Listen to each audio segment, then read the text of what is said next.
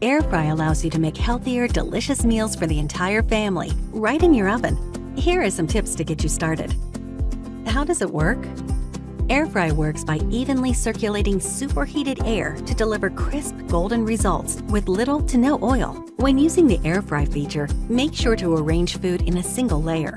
To use the air fry feature, select oven modes and then select air fry. Enter the suggested temperature for your food and touch start. When the preheat tone sounds, place the tray on the rack. If setting a cook time, wait until after the oven is preheated. At the end of the cook time, air fry will turn off. Setting the timer for the minimum suggested time is a good option to check if your food is done. If you experience some smoke while using air fry, this is normal.